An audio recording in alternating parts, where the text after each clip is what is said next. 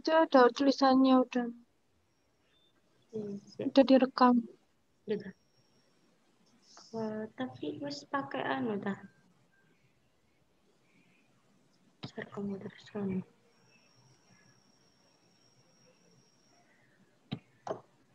Coba ayo bukaan. Salam, Morek. Dafa iki. Apa? Dafa lu turu Ayo mumpung iso aku. Aduh. Iso krungu ah. Kok peteng gitu. Remang-remang senengane. Ayo wis. Coba salam mau. Tuh, aku. Iyalah. Loh, wis sing iki sih. Cepetan, Kok setelah aku? entak waktu Ya Allah, bismillah. Assalamualaikum warahmatullahi wabarakatuh. Waalaikumsalam warahmatullahi wabarakatuh.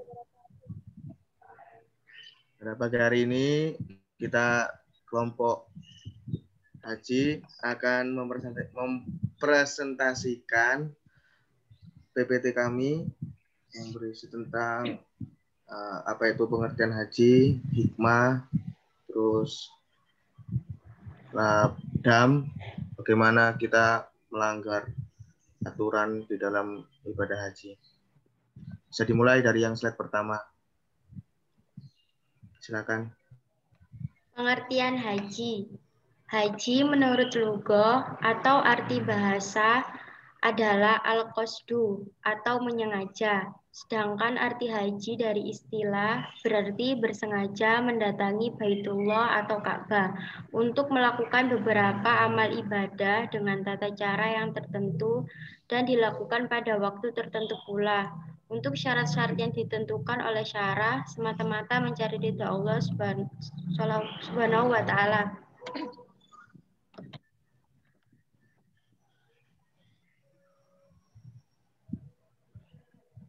Dasar hukum wajib haji.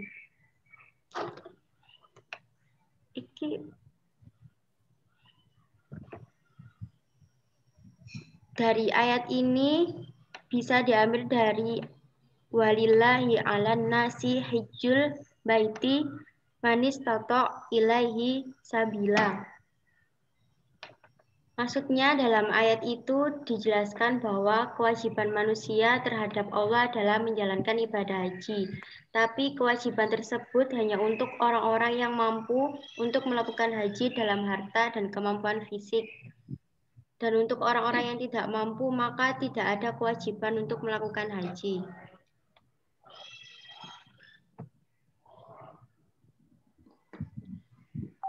Dari syarat-syarat haji. Para ulama berpendapat bahwa haji adalah wajib bagi mereka yang beragama Islam, berakal, merdeka, balik, sehat, dan mampu. Dalam hal ini, baik laki-laki maupun perempuan itu syarat-syaratnya sama. Jika salah satu syarat ini ada yang hilang, jelas haji seseorang tersebut batal atau tidak sah. Penjelasan dari syarat-syarat haji. Yang pertama, Islam dan berakal. Syarat sah dan wajib untuk ibadah haji, sebab itu orang kafir dan murtad tidak wajib haji. Sedangkan seseorang yang tidak berakal gila tidak diwajibkan atas haji, sebab orang gila tidak memiliki orientasi. Karena orientasi adalah salah satu syarat sah dalam beribadah, termasuk haji. Yang kedua, balik dan merdeka. Haji sangat membutuhkan pengorbanan harta dan benda. Selain itu juga anak kecil terkadang memiliki niatan yang kurang untuk pergi haji. Meskipun demikian, hajinya seorang anak kecil tetaplah sah berdasarkan hadis yang diriwayatkan Nabi.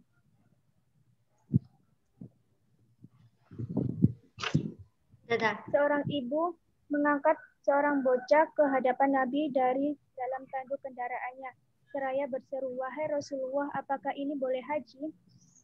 "Ya, bagimu pahalanya."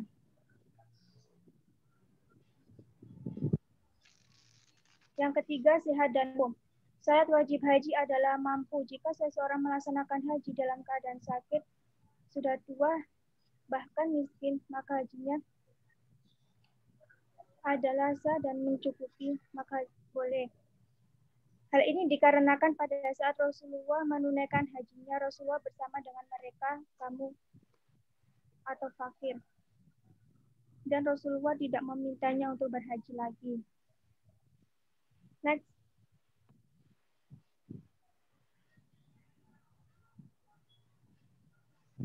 Rukun haji. Rukun haji adalah kegiatan-kegiatan yang apabila tidak dikerjakan, maka hajinya dianggap batal.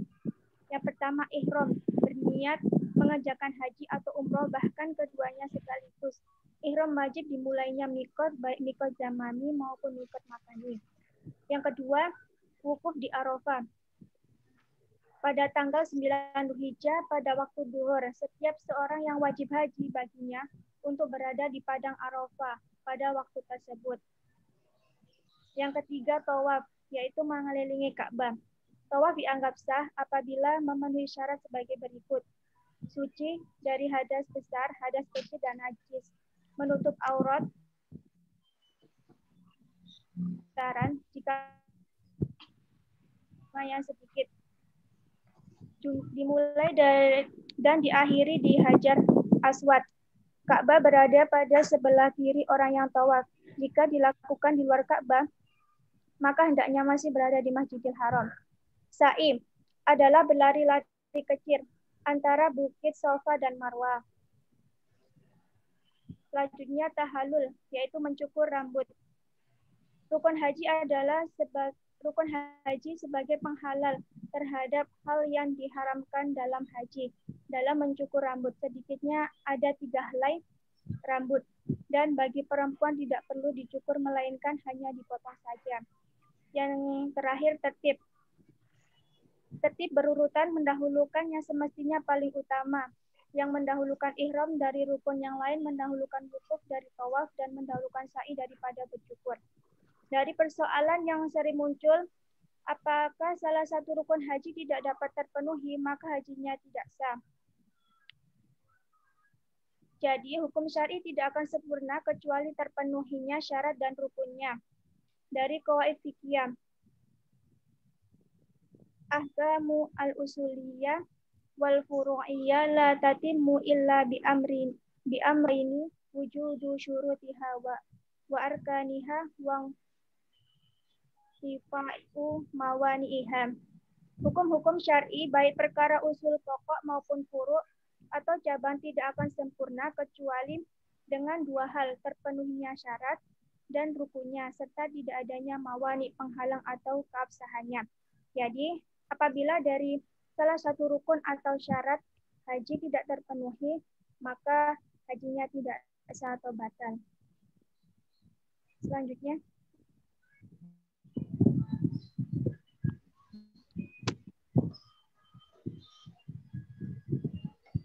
Selanjutnya yaitu wajib haji. Wajib haji ini menurut mazhab Syafi'i.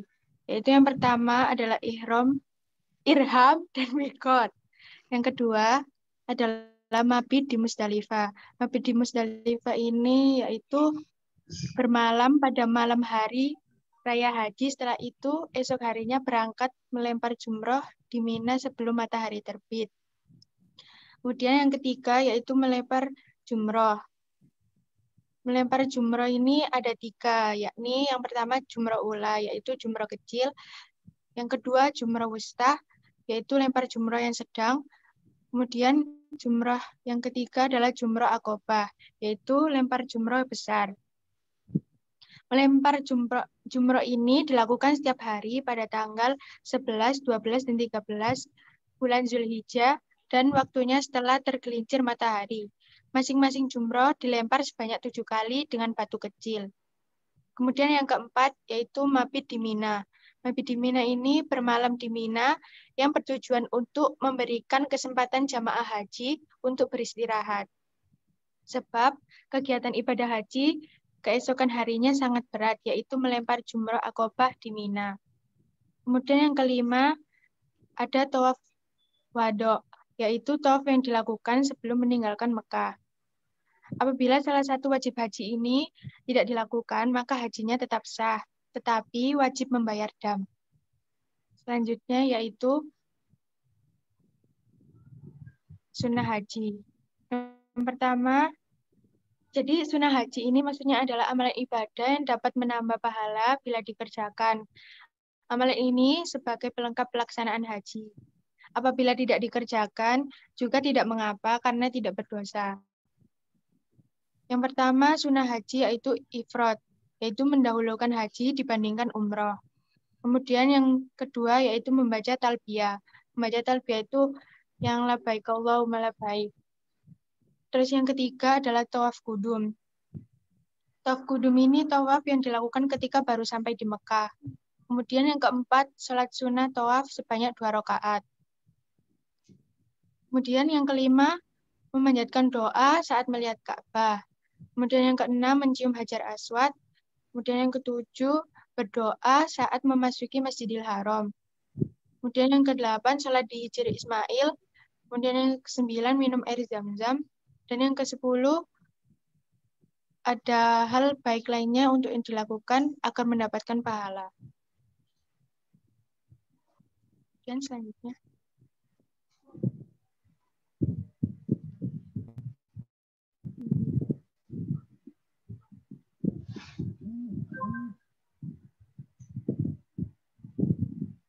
ini. Larangan haji yang pertama itu adalah bersetubuh, bermesra-mesraan, berbuat maksiat, dan bertengkar dalam haji. Nah,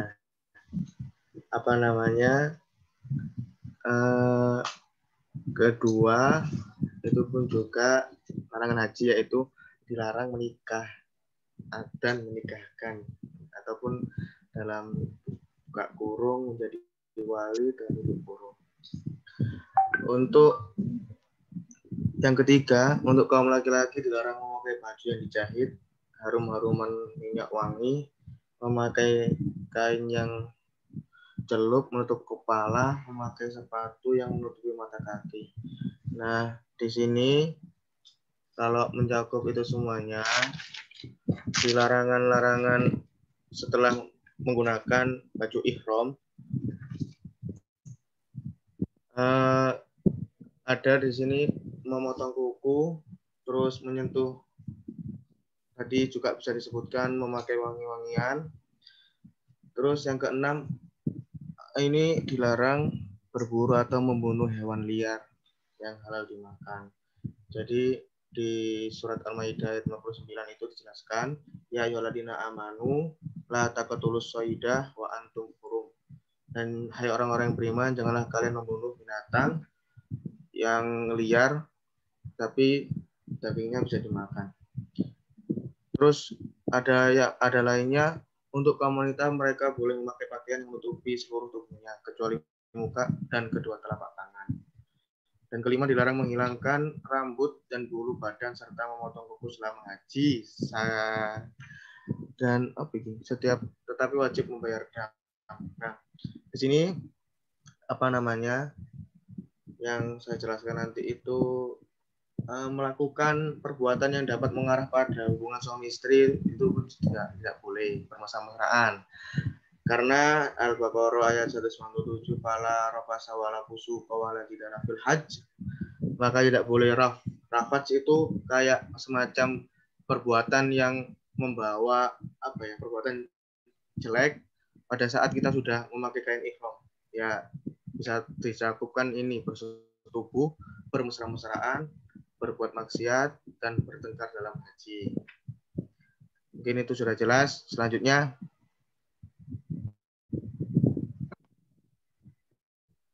untuk dam, jenis-jenis dam, kita bahas pengertian dam dari kata istilah dari bahasa adalah darah, dam. Sedangkan secara syariah, dam artinya mengalirkan darah atau menyembelih hewan ternak tertentu, unta, sapi, ataupun kambing untuk memenuhi ketentuan manasik haji. Tetapi ketika kita yang melakukan ibadah haji ini tidak bisa maksudnya tidak bisa membayar dam yang sudah ditentukan oleh Nabi, kita bisa menggantinya dengan ibadah puasa ataupun memberi makan orang-orang miskin. Untuk dam yang pertama, karena memilih tamattu atau kirom. Tamattu itu kan antara umroh dan haji. Jadinya umroh dulu baru haji. Nah, bila memilih tamattu, maka membayarnya sama, tidak ada bedanya dengan kirom. Karena kalau tamattu dan kirom itu juga membayarnya juga satu hewan, atau sama seperti kayak sepertujuhnya daging sapi. Itu pun bisa dilakukan. Ketika nanti nggak bisa diganti dengan ibadah puasa ataupun memberi makan kepada orang miskin. Terus dam yang kedua, meninggalkan ihram dan mikotnya. Nah, ketika meninggalkan perkara wajib haji dan kayak umroh juga,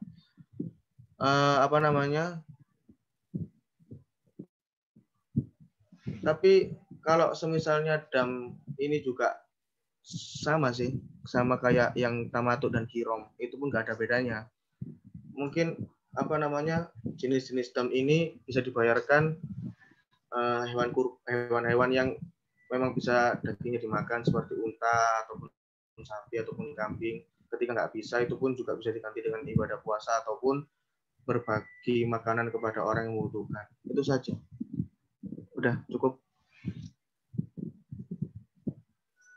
Soalnya dam sama aja, iku nih bayari.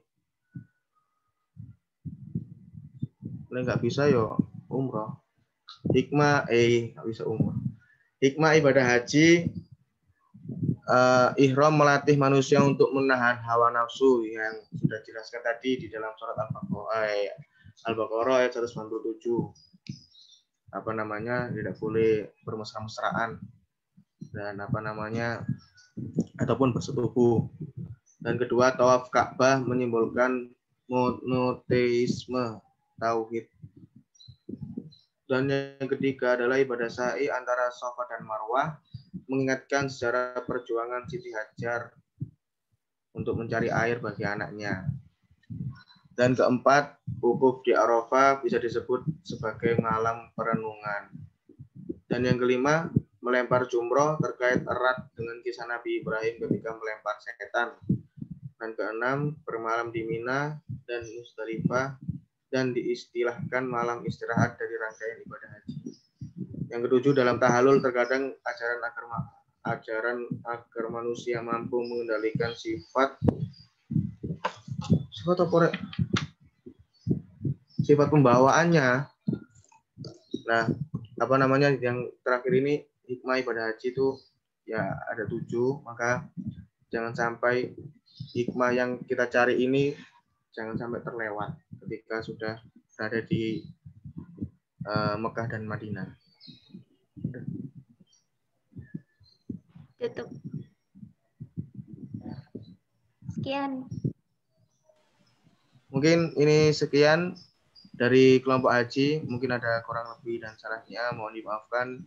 Bila hidayah wa taufik. Assalamualaikum warahmatullahi wabarakatuh. Waalaikumsalam warahmatullahi wabarakatuh.